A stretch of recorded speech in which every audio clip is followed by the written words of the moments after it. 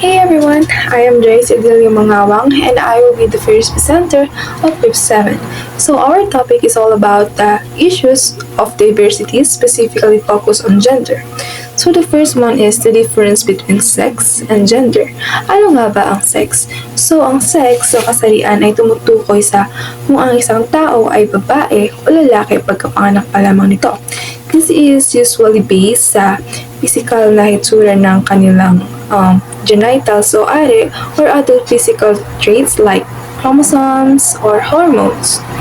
For example, kung ang isang sanggol ay pinanganak na may-ari ng lalaki, this is a male o lalaki, at kung ari naman ng babae, female o di kaya babae. So that is sex. The second one is gender. Ano nga ba ang gender? So, ang gender refers to the roles, behaviors, and expectation that society considers appropriate for men, women, to others. It may or may not match the sex in a person in assigned at birth. In short, ang gender ay batay sa sariling pagkakakilanlan ng isang tao. Placement in a sex category is achieved through application of the sex criteria, but in everyday life, categorization is established and sustained by socially required identificatory displays that proclaim one's membership in one or the other category. Gender: the activity of managing situated conduct in light of normative conceptions of attitude and activities appropriate for one sex category. Gender activities emerge from a bolster claims to membership in a sex category. Gender parang nagre-refer siya sa characteristic ng women, men, girls, and boys.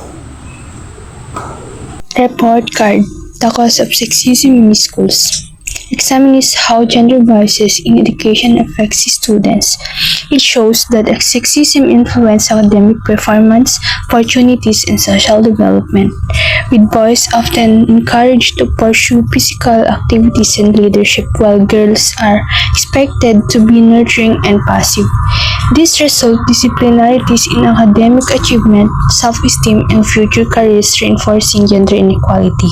So we have example here. First, boys and schools. Boys often struggle in language arts due to stereotype emphasizing physicality over verbal skills. Especially societal pursuits leads boys to engage in or be victims of bullying, affecting their mental health. Boys face more punishment for behavior seen as aggressive or assertive, leading to academic disengagement. Violence: gender norms linking masculinity with strength can lead boys express dominance through violence, disrupting learning. So next example, girls and schools.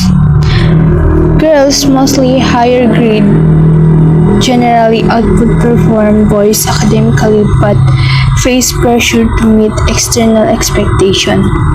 For behavior issues, girls are less likely to be disciplined, adhering to societal expectation of compliance. Academic success: girls are more likely to become valedictorians and pursue higher education. Hidden costs: the pressure to meet expectation can harm girls' self-esteem and independence. So, next example is academic attitudes. Boys' attitudes often avoid subjects like reading and writing, which are seen as feminine, leading to disengagement from academic work. So other issues that are related in gender. So gender issues encompasses a wide range of social, cultural, and political concerns that go beyond the binary understanding of male and female. The other issues that are related in gender is that the gender equality and discrimination.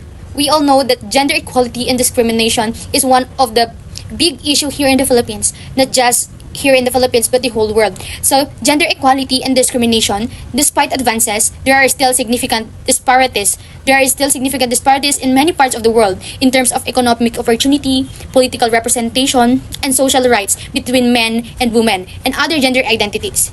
Gender-based violence such as domestic abuse, sexual harassment, and human trafficking continues to disproportionately affect women and marginalized gender groups. Sexual harassment is unwelcome behavior of a sexual nature that occurs in person or electronically.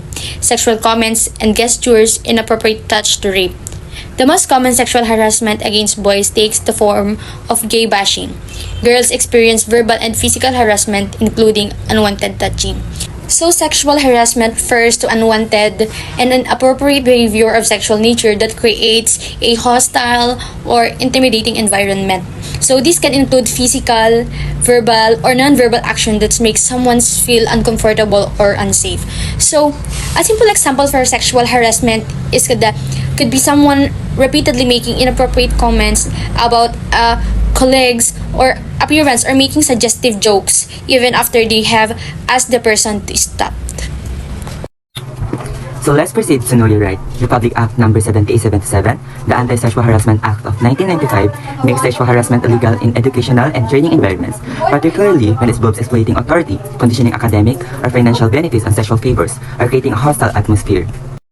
So let's proceed to gender inequality. Gender inequality refers to an equal distribution of resources, opportunities, and rights between individuals based on their sex or gender, resulting in disparities in areas such as politics, economics, education, and social status. This imbalance limits opportunities and outcomes for one gender, typically women and marginalized group, while privileging another. Sexism. Sexism is based on a belief or conscious or unconscious that there is a natural order based on sex. On the other hand, prejudice or discrimination against people based on real or perceived sex. Civil union and marriage. Ang kasal ay isang legal na unyon sa pagitan ng isang lalaki at babae ayon sa Article 1 of the Family Code of the Philippines. Layunin nito ang pagtatag ng pamilya at binibigyan nito ang mag-asawa ng mga karapatan tulad ng mana at proteksyon sa batas. Samantalang ang civil union naman ay isang legal na pagsasama ng dalawang tao anuman ang kasalian sa harap ng isang notary public. Sa konteksto ng civil union, ang notary public ang nangangasiwa sa proseso ng pagpirma at opisyal na pagkilala sa pagsama ng dalawang tao.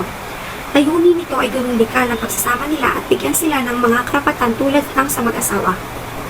Also, hindi ito nangangailangan ng tradisyonal na seremonya tulad ng kasal, ngunit nagbibigay din ito ng mga karapatan tulad ng mana, benepisyo sa SSS, GSIS at PhilHealth.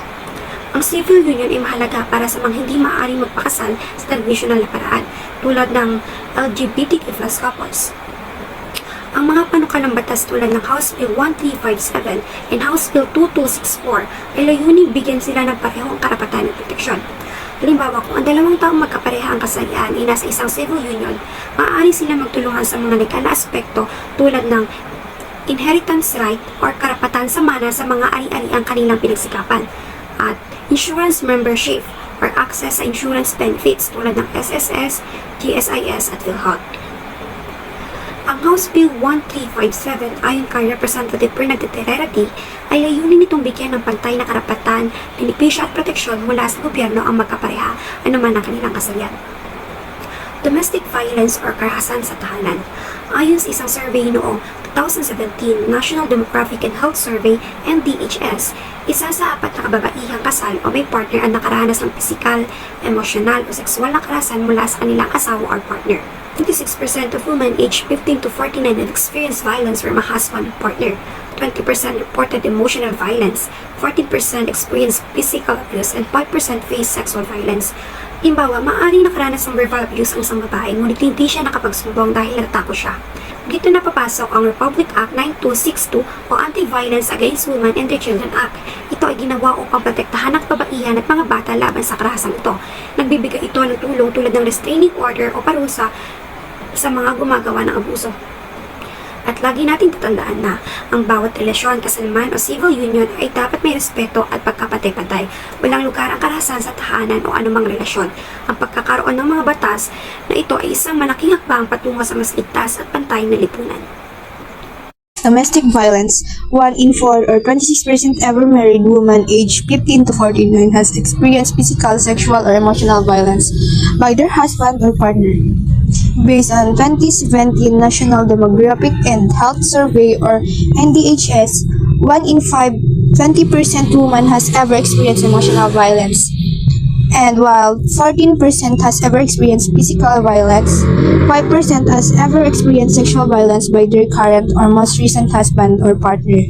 Act of violence. So an act of violence is a physical or verbal behavior intended to cause harm or injury. So, violence. When you say violence, ito yung mga sinasaktan tayo.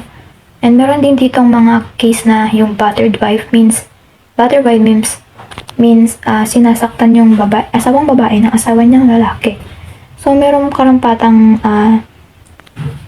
kaso dyan, mamananagot yung lalaki dahil meron tayong law, which is yung VAUSI, which means VAUSI stands for Violence Against Women and Their Children, which is ito yung batas na pumoprotekta sa mga kababaihan at sa mga anak nila. So, hindi sa lahat ng kaso, hindi lang naman kababaihan ang mga sinasaktan, meron din mga kalalakihan sinasaktan. So, violence is walang pinipili. Thank you. Okay, so defamation refers to a false accusations or damaging someone's reputation. Ito yung gumagamit ka ng mga foul words or bad-mouthing in this person, binabawbaw mo siya and kinichismis mo siya, which is wala ka namang proof talaga. Defamation means, ito yung sinisira mo yung isang tao para masira yung image niya sa iba and para masira yung career niya and yung pagkatao niya. So, libel, ito yung written na false accusation na sinasabi mo sa isang tao. And slander naman, ito yung spoken. Yung sinasabi mo siya, ito na yung chinichismis mo siya sa iba. And cybercrime naman, ito yung cybercrime or cyberbullying means ito yung gumagamit ka ng social media para lang masiraan mo tong taong ito. So that's it.